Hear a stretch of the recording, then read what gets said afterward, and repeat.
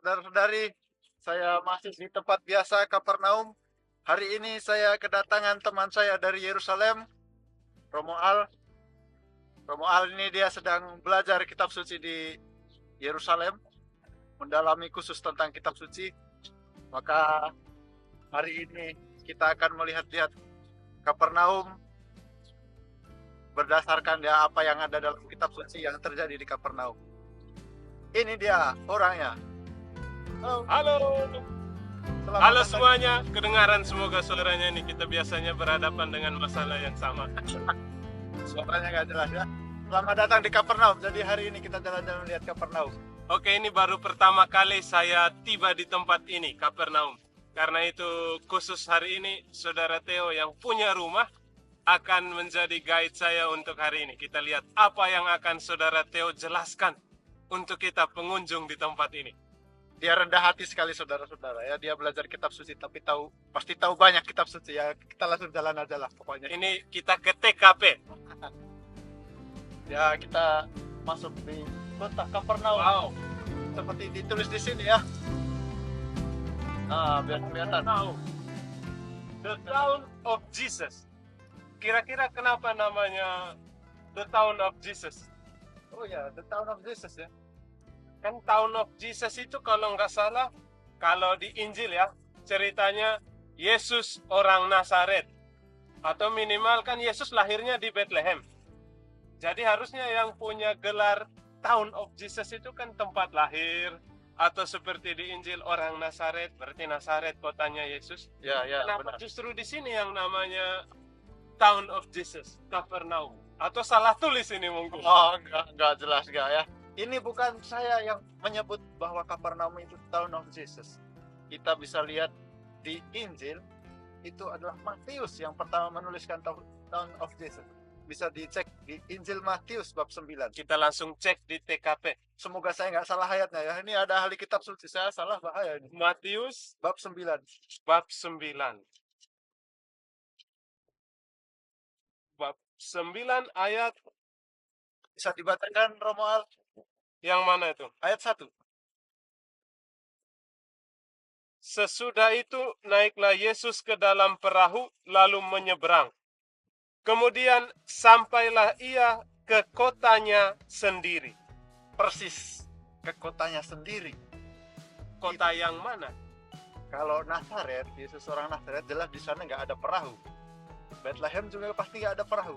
Dan kalau melihat cerita di bawahnya, di Matius, penginjil dalam bab 9, dia cerita tentang kota Kapernaum. Dan dia menyebut Yesus tiba di kotanya sendiri. Jadi ini the Town of Jesus, pertama yang menyebutnya adalah penginjil Matius. Pas?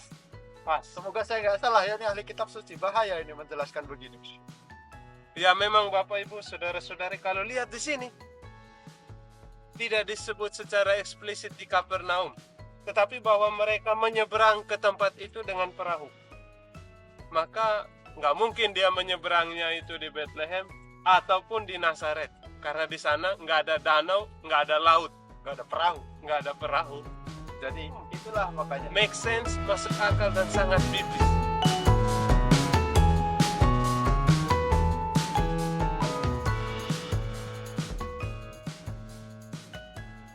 Nah, ini kita sudah di dalam Kapernaum. Tempat apa ini bro? Semuanya batu-batu ini kayaknya bekas, semacam bekas tempat tinggal seseorang atau apa ini sebenarnya ini?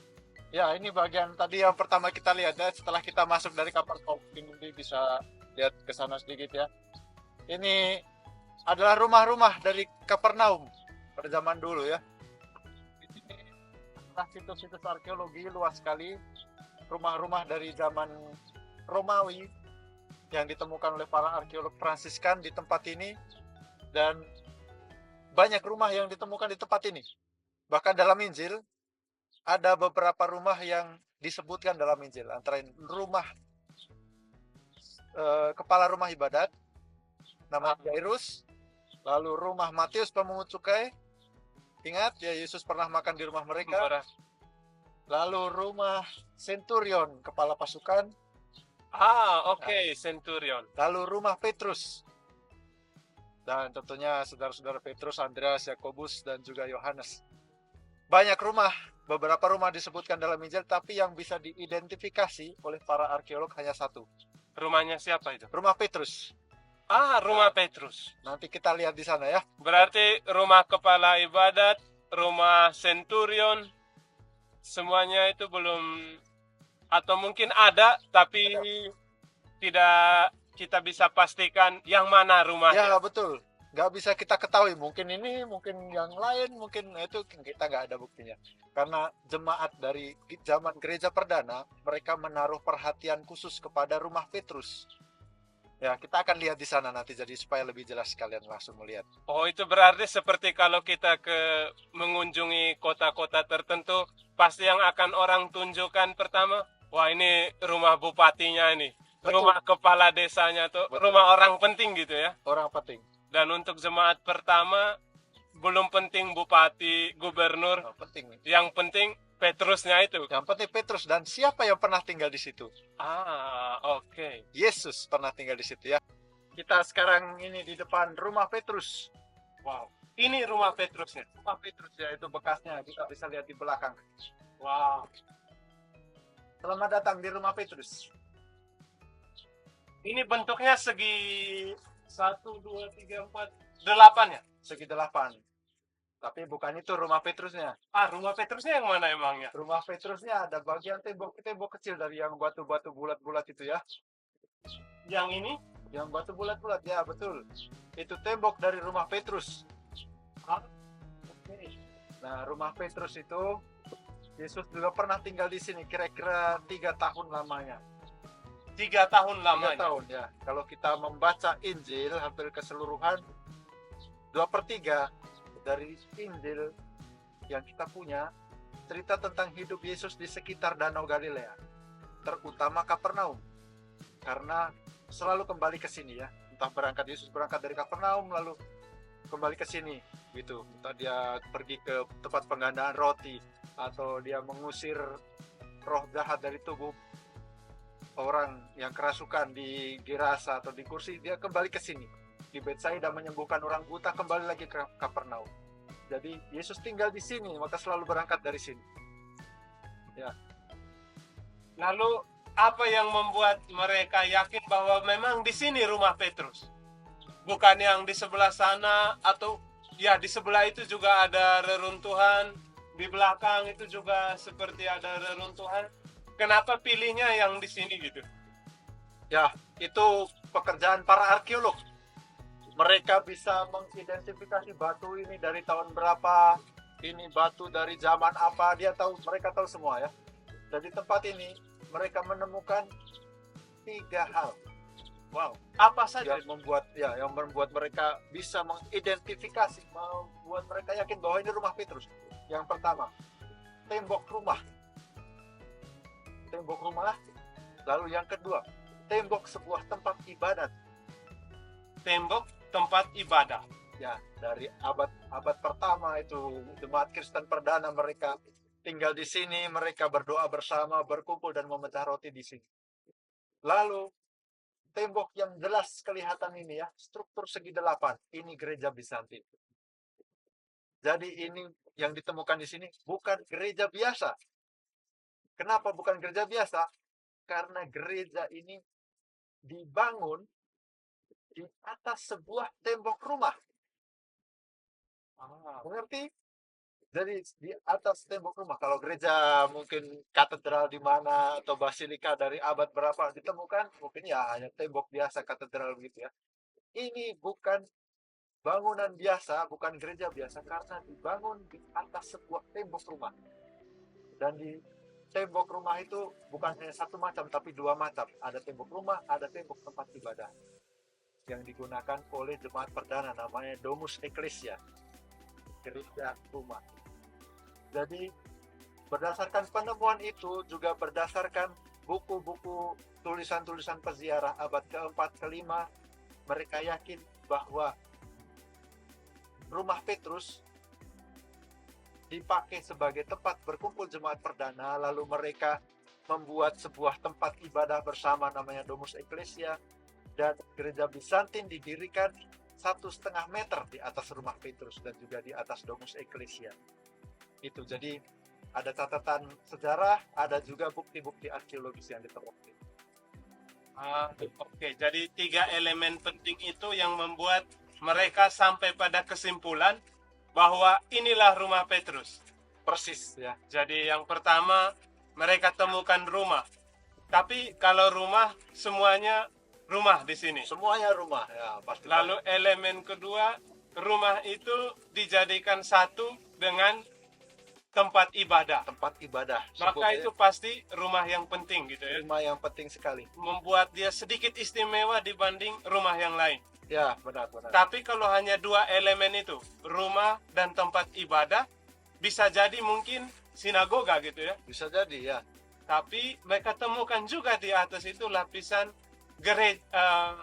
arsitek segi 8 yang pada zaman itu atau kalau diletakkan pada periode itu merupakan struktur dari gereja. Sehingga rumah ibadat itu kurang lebih mesti punya hubungan dengan jemaat Kristen. Maka kemudian di situ tarik sebagai atau diambil kesimpulan analisis bahwa itu adalah sebelumnya sudah merupakan gereja rumah gitu ya, Domus Ecclesia. Wow, dan itu tambah diperkuat dengan kesaksian peziarah abad keempat yang menuliskan bahwa pada masa itu ketika mereka peziarah datang dari Eropa, mereka melihat sebuah tempat ibadah yang dibangun di atas sebuah rumah dan tembok rumahnya masih bisa dilihat pada waktu itu. Jadi berarti ada kesaksian tertulis orang yang melihat tempat ini sekitar akhir tahun 300-an. Ya, gitu betul. Itu peziarah abad keempat namanya Egeria. Ya, dia yang menuliskan kesaksian itu dan tulisannya sesuai dengan apa yang ditemukan di sini.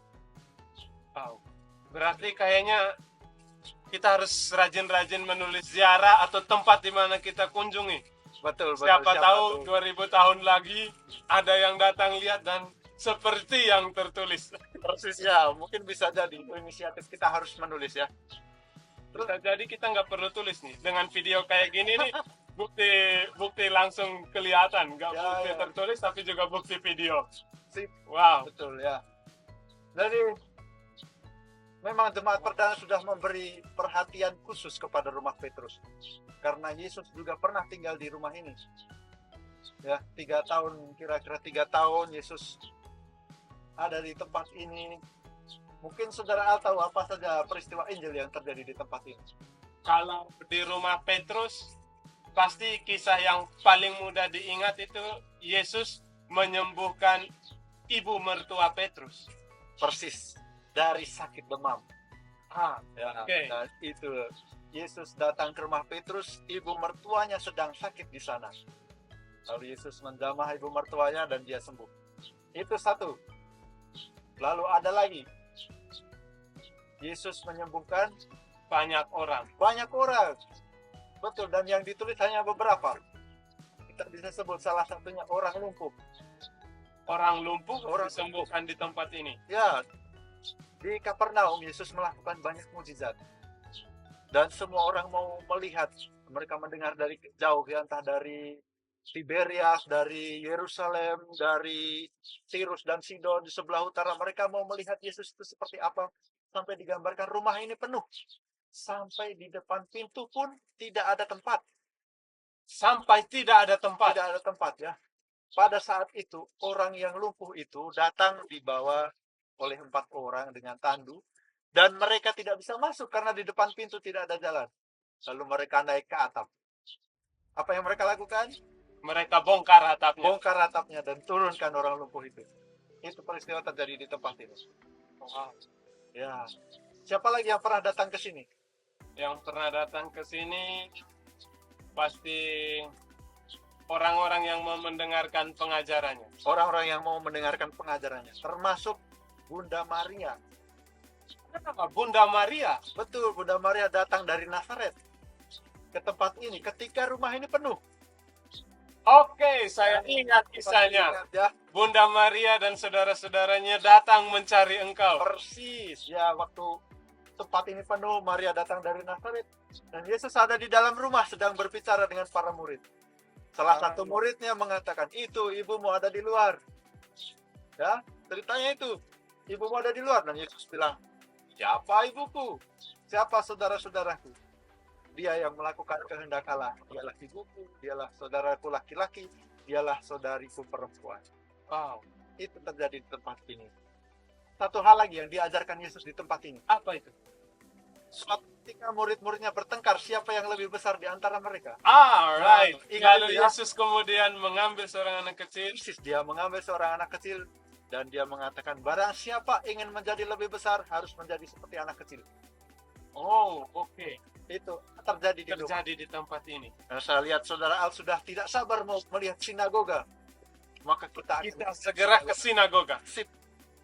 Oke, berarti sekarang kita menuju ke sinagoga ya.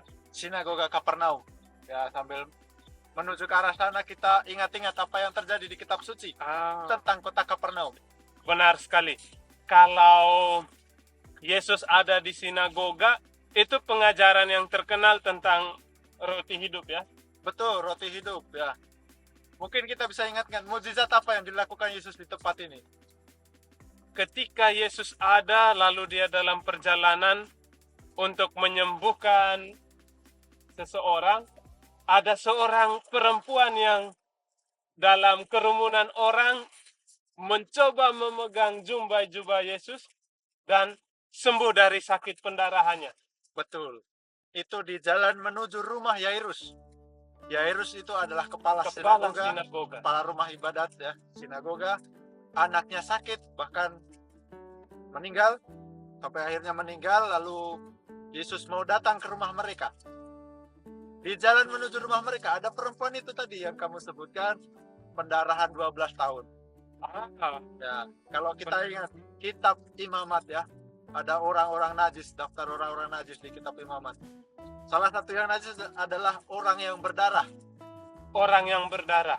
Najis. Makanya berarti yang kena pendarahan najis. Padahal orang najis. Betul. Dan kalau saya pendarahan, kalau saya berdarah di sini terluka, saya najis. Dan saya pegang orang lain jadi najis. Wah, berarti itu kenajisan yang menular. Kenajisan menular. Cuma perhatikan baik-baik. Yang terjadi di Kapernaum, wanita pendarahan, dia najis. Memegang Yesus yang tidak najis. Bukan Yesus yang jadi najis, tapi wanita itu jadi sembuh. Wow. Kebalikannya. Kebalikan dari apa yang terjadi kalau itu terjadi pada orang lain ya. Ya, orang lain ya. Dia malah menjadi tidak murni. Tapi kalau Yesus yang dipegang, orang itu justru jadi sembuh, jadi murni. Jadi gitu. Kalau mau sembuh, mau murni, pegang Yesus, bukan pegang orang lain ya. Jangan pegang siapa-siapa, pegang Yesus. Kalau pegang orang lain, kita justru membagi kenajisan. Tapi ketika kita pegang Yesus, kenajisan kita yang diubah untuk menjadi murni. Wah, luar biasa sekali. Teks itu memang sangat berbunyi. Kalau kita ada di tempat ini, melihat kira-kira bagaimana waktu itu Yesus sedang berjalan di antara kerumunan orang, perempuan itu memegang dia. Wah, luar biasa. Nah, setelah mereka sampai di rumah Yairus, ingat apa yang terjadi? Mereka sampai di rumah Yairus, lalu anak perempuannya sudah mati. Dan semua orang menangisi dia. Yesus bilang, dia tidur. Betul, dan orang-orang menertawakan dia. Bagaimana mungkin dia sudah mati kalau Yesus bilang tidur? Tapi Yesus mengatakan kepada anak perempuan itu, Talita kum. Artinya, bangkitlah. Bangunlah. Anak gadis, bangunlah. Dan anak itu pun bangun. Itu terjadi di Kapernaum juga, di salah satu rumah ini, tapi kita nggak tahu persisnya di mana. Wow, luar biasa. Luar biasa. Masih banyak mukjizat lain nanti kita bicarakan lagi, karena kita sekarang sudah sampai di sinagoga. Berarti ini bisa dikatakan juga kota banyak mukjizat. Banyak mukjizat. Kalau dalam arti bahasa Ibrani, Kapernaum itu dari kata kefar nahum. Kefar nahum. Kefar itu perkampungan atau desa gitu. Nahum adalah kebahagiaan, konsolasi. Apa bahasa Indonesianya? Kebahagiaan, konsolasi, penghiburan. Betul, penghiburan. Jadi tempat ini Berarti tempat penghiburan di mana terjadi.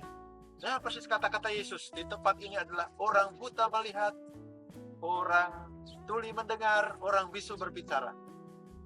Di tempat ini orang melihat itu semua dengan mata kepala mereka sendiri. Maka disebut tempat inilah tempat penghiburan. tempat penghiburan. Tabernakel. Orang lumpuh berjalan, orang tuli mendengar, Orang bisu berbicara. orang bisu. Semuanya terbukti di Kapernaum karena banyak mujizat.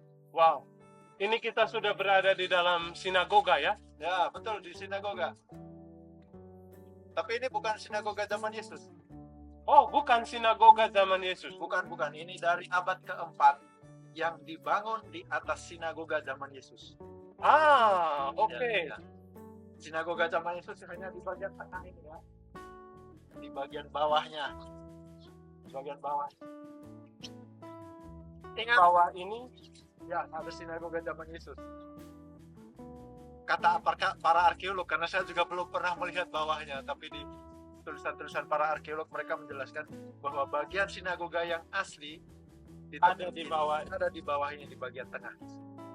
Kelihatan karena dari batunya seperti bekas sudah ada penggalian sebelumnya. Ya, betul. Ini batu yang lebih lama. Ini biasanya batu yang baru atau Amen. untuk menandai bagaimana perubahannya. Ya, betul. Tahu siapa yang membangun sinagoga ini? Yang sinagoga zaman Yesus? Kepala pasukan orang Romawi. Kepala pasukan orang Romawi. Dalam Injil Lukas dikisahkan bahwa hambanya sakit. Oke. Hambanya yang sangat dicintai oleh kepala pasukan itu sakit. Lalu apa yang dilakukan kepala pasukan itu? Dia minta orang-orang Yahudi supaya meminta kepada Yesus supaya menyembuhkan hambanya. Ya. Jadi ada rangkaian itu ya. Lalu apa yang dikatakan oleh orang-orang Yahudi kepada Yesus? Mereka datang lalu berkata bahwa orang ini atau anaknya ini patut dibantu karena dia membantu kita membangun sinagoga. Betul. Dan sinagoga inilah yang dibangun oleh kepala pasukan. ini. Ya memang kalau cerita itu dibaca harus yang di Injil Lukas ya. Injil Lukas, persis. Karena kalau di versi Injil Matius, perwira itu yang datang ya. Ya, perwira itu yang datang. Perwira itu datang dan katakan sendiri ya. Katakan sendiri, betul. Dan kata-kata perwira kita ulang terus sebelum komuni. Ya Tuhan, aku tidak pantas, Tuhan datang kepada saya. Pada saya tentu sudah diubah kata-katanya kalau dalam Injil. Tuhan, saya tidak pantas tuh aku menyambut engkau di bawah atap rumahku. Nah, tapi kita ubah kalau sebelum komuni, tapi kata-kata kurang lebih diambil dari kepala pasukan itu. Ya, karena kemudian kepala pasukan itu katakan, seperti saya kalau mau perintahkan sesuatu, saya tinggal bilang prajurit datang, prajurit itu datang. Pergi, dia pergi. Jadi kalau Tuhan punya kuasa seperti jauh yang melampaui kepala pasukan, dia tinggal katakan penyakit itu pergi. Ya, Luar dia biasa. bilang dengan penuh iman ya. Cukup bersabda saja, maka hambamu akan sembuh. Sabda itu punya kekuatan. Makanya Yesus katakan, iman sebesar ini belum pernah aku temukan di tempat yang lain. Persis itu adalah kekaguman Yesus Kepada perwira itu. kepada perwira, kepada orang-orang di Kapernaum. Yesus tidak pernah menemui hal ini di Nazaret, di tempat tinggal. Di sana banyak orang-orang yang kaku, strict gitu ya. Orang yang punya aturan ketat. Mereka tahu bahwa Yesus ini anaknya Yusuf, anak Maria. Dan mereka tidak mau tahu bahwa ya Yesus diusir dari Nazaret. Tapi di tempat ini Yesus menemukan iman yang luar biasa. Yesus kagum. Dalam hal tertentu Yesus belajar juga. Luar Bahwa biasa. seperti ini belum pernah saya lihat di Nazaret. Luar biasa sekali tempat ini dengan sejarahnya. Apa yang pernah terjadi dengan orang-orang. Dan untuk Injil Lukas memang punya kekasan, dia menggambarkan relasi yang baik antara orang Romawi, orang Yahudi, dan juga pengikut-pengikut Yesus. Itu semua tergambarkan dalam Injil. Kalau peristiwa di tempat ini, apa yang terjadi dalam Injil? Di tempat ini Yesus masuk ke dalam rumah ibadat, lalu kemudian dia mengajar. Betul, dia mengajar ya. Mungkin kita bisa lihat ya, bagian ini bagus sekali. Jadi di tempat ini salah satunya Yesus mengajar, akulah roti hidup yang turun dari surga. Lalu Yesus juga pernah menyembuhkan orang yang kerasukan setan Di dalam rumah di ibadat. dalam rumah ibadat di Kapernaum. Dia mengusir dan setan itu berteriak-teriak, Yesus bilang, diam. Ya, terus setan itu bilang, aku tahu kau anak Allah. Yesus bilang, diam. Wow. Itu di rumah ibadat Kapernaum. Lalu kalau di tengah-tengah, Yesus pernah ya, dia melihat ada orang yang lumpuh sebelah tangannya. Yesus bilang, berdirilah di tengah. Itu pada hari Sabat. Pada hari Sabat. Orang-orang Yahudi menunggu semua apa yang akan dilakukan Yesus. Tapi Yesus bilang, mana yang lebih mudah ya? Apa kata-katanya saya nggak hafal. Tapi Yesus intinya, Mana yang lebih mudah, menghidupkan orang atau membunuh orang ya? ya, Kurang lebih seperti itu ya, kata-katanya. seperti itu. Dan dia menyuruh orang yang lumpuh itu berdiri di tengah-tengah dan mengulurkan tangannya yang lumpuh. Berbuat baik atau mencelakakan. Ya, begitu sesudah diulurkan tangannya, sembuh. Sudah nggak lumpuh lagi, udah bisa diulurkan. Wow, luar biasa. Itu terjadi di tempat ini. Dan orang Yahudi bersungut-sungut karena Yesus menyembuhkan orang pada hari Sabat. Pada hari Sabat itu pekerjaan apapun tidak boleh. SMS itu nggak boleh. SMS nggak boleh. Nggak boleh. Kirim buat WhatsApp nggak boleh. Pekerjaan itu suatu pekerjaan. Apalagi di tempat ini Yesus menyembuhkan orang. Berarti nggak boleh pergi misa ya? Orang Yahudi kan tidak bisa. Jadi di tempat ini Yesus membongkar semua hukum-hukum Yahudi yang dipahami secara salah ya, Secara orang. keliru. Jadi Yesus memberikan pemahaman baru. Yesus adalah Tuhan atas hari Sabat, dan juga bahwa Allah tetap berkarya meskipun itu hari Sabat. Dia menyembuhkan orang. Kita bisa bayangkan ya, kalau Allah itu libur satu hari, apa jadinya kita ini ya? Allah libur satu hari. Allah libur satu hari. Kita hari Sabat dia libur. Apa yang terjadi pada kita? Kalau Tuhan Allah libur satu hari, kita harus bayar THR nanti. Nah, itu dia. Berarti bagi Yesus yang diajarkan di tempat inilah, Tuhan Allah nggak pernah libur. Hari Sabat pun dia bekerja. Tuhanku bekerja sampai hari ini pun dia tetap bekerja. Berarti untuk berbuat baik seperti Tuhan itu tidak ada kenal kata istirahat gitu ya? Nggak ada kenal libur. Wah, nggak ada kenal. Udah 6 hari gue buat baik di kantor, udah 6 hari buat baik di rumah, 6 hari buat baik di sekolah, hari Minggu istirahat, Ya, hari Sabat istirahat. Rupanya kalau buat baik nggak ada kata istirahat. ya luar biasa. Ya, oke, Saudara Theo, kita udah keliling-keliling nih, mulai dari pintu masuk, lihat gereja, sinagoga. Kita juga udah bicara tentang Yesus yang melakukan banyak mujizat di Kapernaum. Juga Yesus yang mengajar di Kapernaum. Selain dua kegiatan itu, mujizat dan mengajar, ada hal apa lagi yang istimewa kalau kita mengingat Kapernaum dan juga hidup Yesus di sini? Ya, kalau Kapernaum memang kita penting sekali melihat bahwa ini tempat ini sekarang tidak ada penduduknya sama sekali. Semuanya tinggal reruntuhan. Ini kota ini karena banyak mujizat, banyak ajaran yang terjadi di Kapernaum, tetapi banyak orang yang tetap tidak percaya bahwa Yesus adalah Mesias yang diutus. Dan Yesus mengutuk kota Kapernaum karena ketidakpercayaan mereka.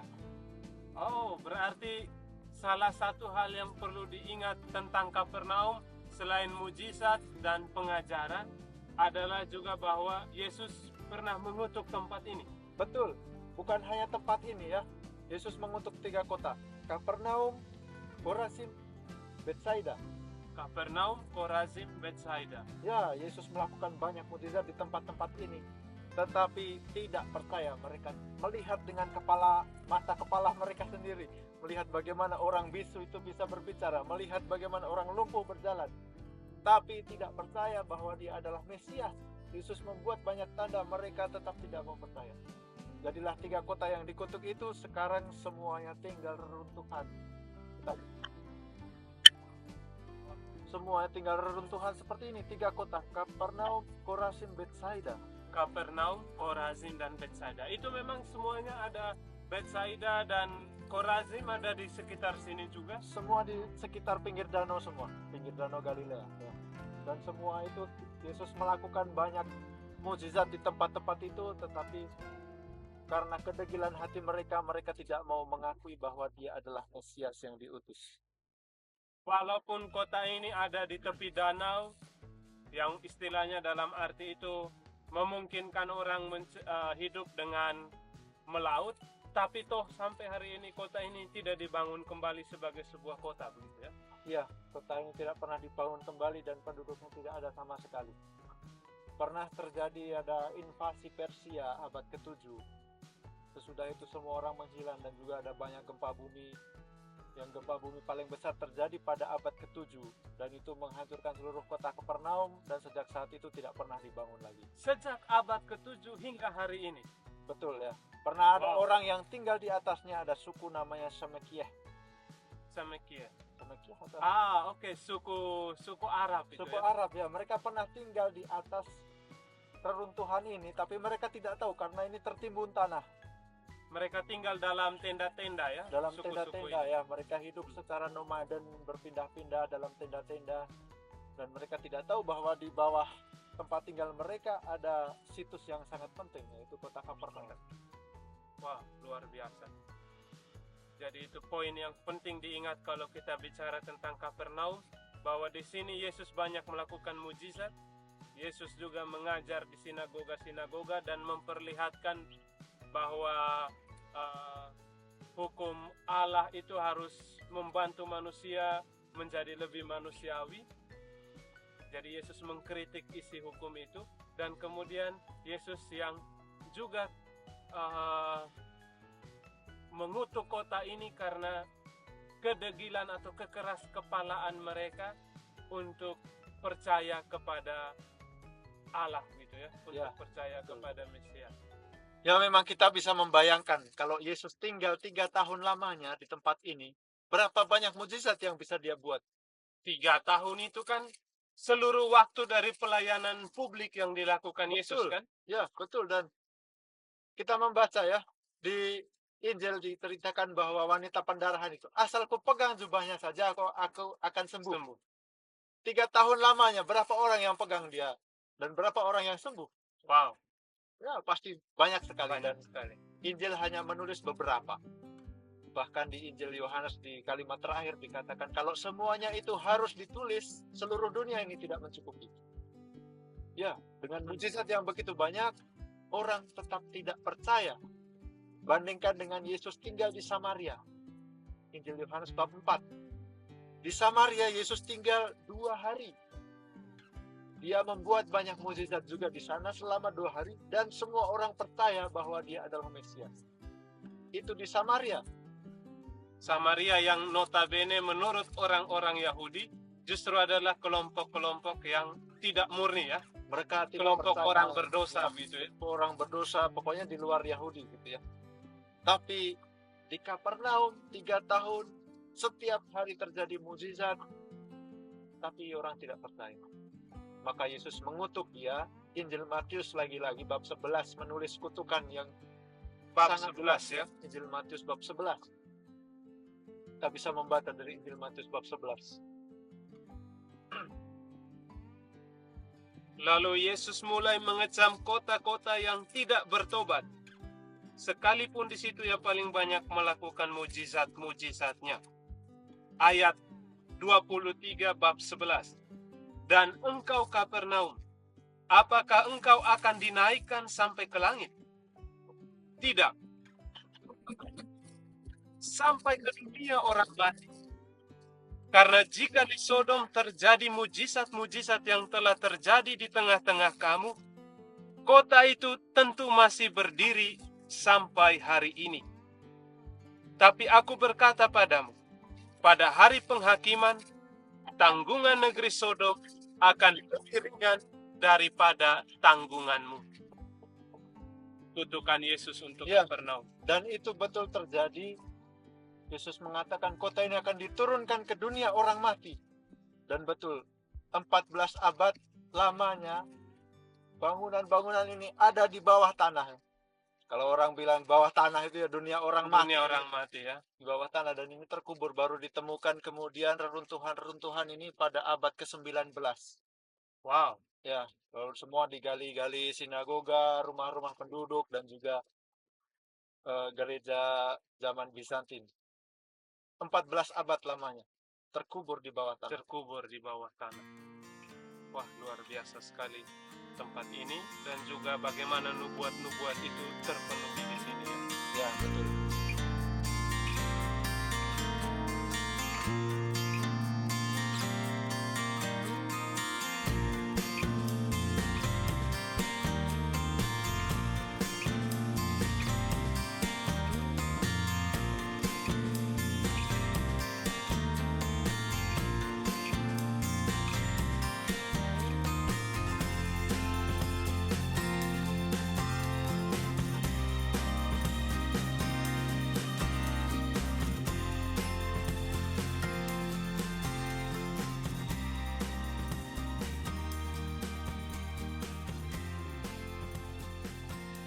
Ya oke saudara dan saudari, kita udah selesai jalan-jalan di Kapernaum.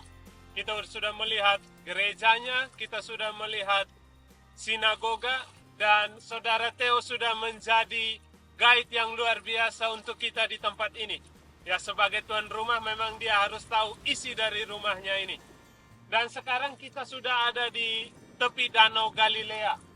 Tidak begitu jauh dari gereja dan juga dari sinagoga. Kurang lebih 3 menit jalan kaki dari gereja menuju ke tempat ini, dan inilah pemandangannya. Mengakhiri pertemuan kita, perjalanan saya di tempat ini, saudara Theo akan membacakan satu kutipan dari kitab Matius yang menjelaskan tentang Kapernaum. Ya. Kutipan ini diambil oleh Matius dari kitab Yesaya. Kita baca dari Injil Matius bab 4 ayat 12. Tetapi waktu Yesus mendengar bahwa Yohanes telah ditangkap, menyingkirlah ia ke Galilea. Ia meninggalkan Nazaret dan diam di Kapernaum di tepi danau, di daerah Zebulon dan Naftali, supaya genaplah firman yang disampaikan oleh Nabi Yesaya. Tanah Zebulon dan tanah Naftali, jalan ke laut, daerah seberang sungai Yordan, Galilea, wilayah bangsa-bangsa lain. Bangsa yang diam dalam kegelapan telah melihat terang yang besar, dan bagi mereka yang diam di negeri yang dinaungi maut telah terbit terang. Sejak waktu itulah Yesus memberitakan, bertobatlah sebab kerajaan surga sudah dekat. Demikianlah saudara-saudari, kawan-kawan, perjalanan kita di sekitar Kapernaum. Semoga dengan melihat video ini kita bisa sedikit membayangkan bagaimana Yesus berjalan-jalan dan tinggal di Kapernaum 2000 tahun yang lalu. Terima kasih saudara Theo. Seperti isi dari kutipan Injil Matius, terang sudah datang kepada bangsa-bangsa yang berjalan dalam kegelapan. Semulanya kita gelap, tidak tahu apa-apa tentang Kapernaum. Sekarang setelah penjelasan ini kita jadi berada dalam terang. Kita sedikit punya gambaran tentang Yesus yang tinggal di sini dan juga kota Kapernaum saat ini. Sampai jumpa semuanya. Sampai jumpa, saya saudara Theo dan ini saudara Al. Salam sejahtera. Salam sejahtera. Pace bene.